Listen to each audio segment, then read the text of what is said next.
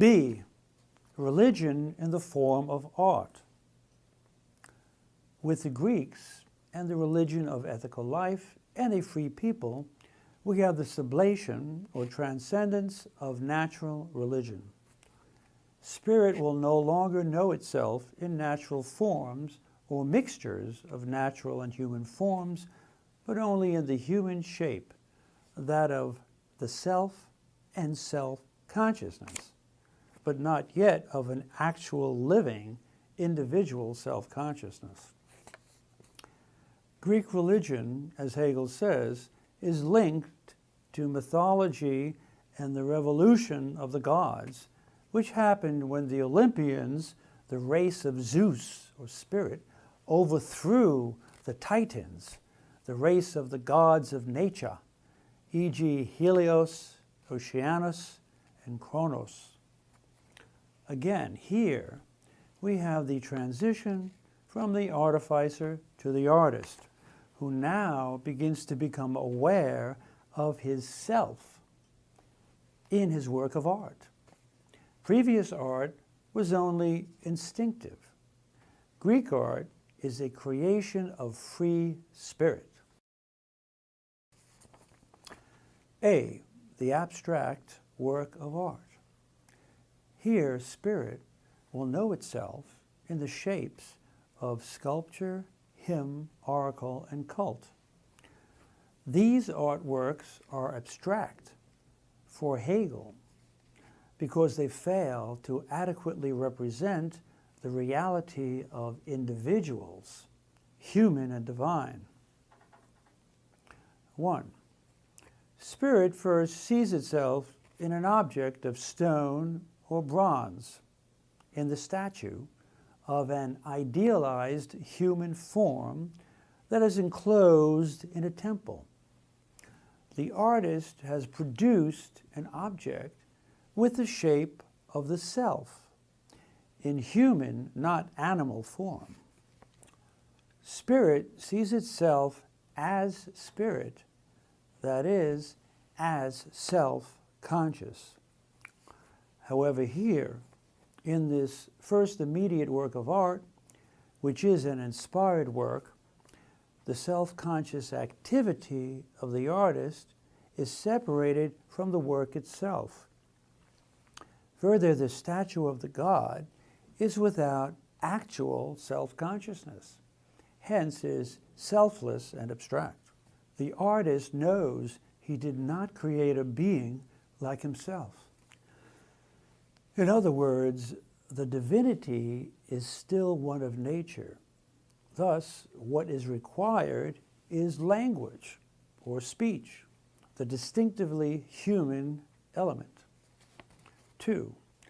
The language of the divine first appears in the oracle, for example, the oracle of Delphi. However, the language the oracle speaks is that of an unintelligible alien self-consciousness, not a human one. Hence, spirit is unable to see itself in its object.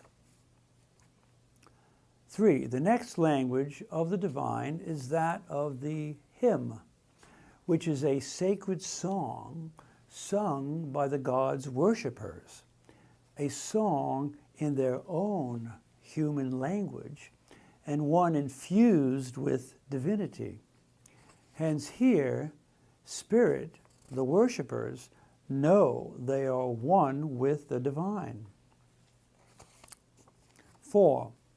A still higher language of the divine, an example of spirit knowing itself as spirit, is found in the cult, for example, that of the Orphic and Eleusinian. Here, the god loses the immobile out-there-ness of the statue and comes down from its pedestal in such a way that its worshippers actively commune with and become one with him. Here, in contrast to the statue, it is the soul that is the temple of the god. Also, in the cult, such as the Eleusinian mysteries, natural things like bread and wine are given a divine meaning. Bread, wine, and fruit are the actual gods themselves, Ceres and Bacchus, and by their eating and drinking, the adepts become one with the divine, albeit not in a complete way.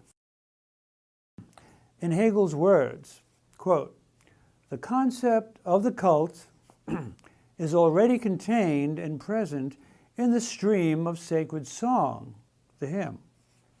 However, the soul is only something that immediately is, a soul that cleanses its exterior by washing it and puts on white robes, while its inward being traverses the imaginatively conceived path of works, punishments, and rewards, the path of spiritual training in general, of ridding itself of its particularity, whereupon it reaches the dwellings and community of the blessed." End quote. But, as Hegel goes on to say, it is only the soul, psyche, and not yet the self, that has descended into the depths and knows itself as evil. End quote.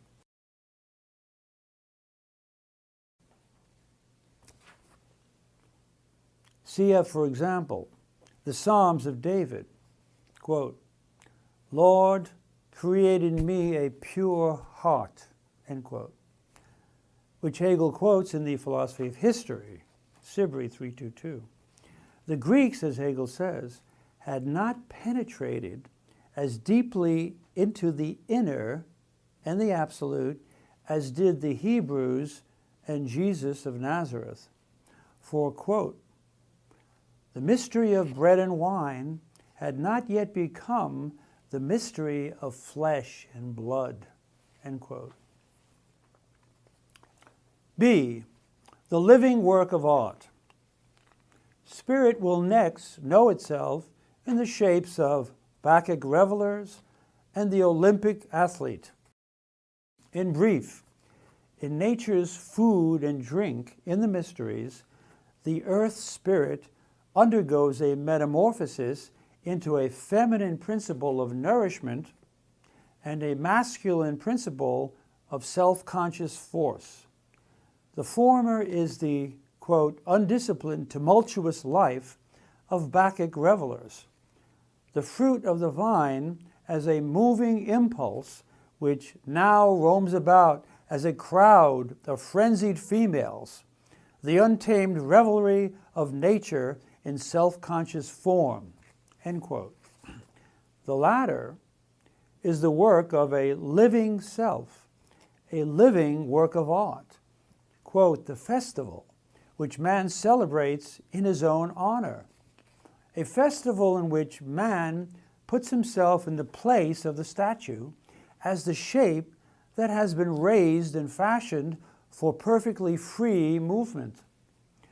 The Olympic athlete is an inspired and living work of art that matches strength with its beauty and is the highest bodily representation among his people of their essence," end quote.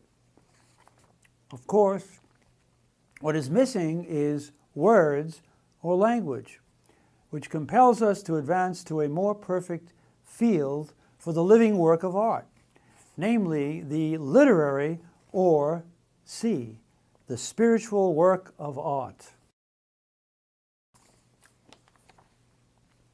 Spirit will next know itself in works of literature, drama, and plays, the classic works of epic, tragedy, and comedy. In brief, 1. The epic, such as the Iliad and Odyssey of Homer, is involved in a universal enterprise in which the entire nation is trying to gain an understanding of its true essence by enlisting the aid of divine beings and human heroes, and which takes the concepts UPI form of universal, the gods, particular, heroes, and individual, the minstrel or artist, Homer. One problem is that the gods appear as finite and limited in their opposition and clash with one another, not to mention the power of fate, which rules over them, undermining and calling into question their divinity. 2. In tragedy, such as Sophocles' Oedipus and Antigone, although the gods are portrayed on stage in speech, there is still the self's alienation from the divine, namely a split between the mask, e.g. of Zeus, and the actor, a real person. Finally, 3. In comedy, in Aristophanes' The Clouds, for example, we have a situation where there is no longer any split, and where alienation, the separation of God and the actor, is overcome. A self-conscious subject with private convictions has replaced the gods, for God is in each self-conscious agent. The Greek gods have become clouds which vanish into thin air. Thus, no one any longer believes in the gods. In Hegel's words, quote, "Trust in the eternal laws of the gods has vanished, and the oracles are dumb. The statues are now only stones from which the living soul has flown, just as the hymns are words from which belief has gone." End quote. In comedy, Hegel concludes, quote, "The actual self of the actor coincides with what he impersonates, Zeus, Apollo.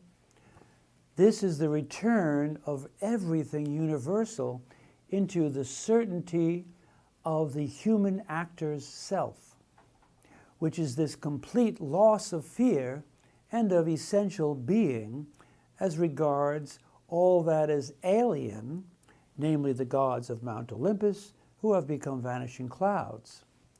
This self-certainty is a state of spiritual well-being and repose, such as is not to be found anywhere outside of comedy."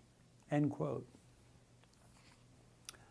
The religion of art has ended with the divine as no longer set apart from self-consciousness, which necessarily leads us from an actual human actor as the God, cf. the self as absolute being, to God as an actual man, Jesus of Nazareth, cf.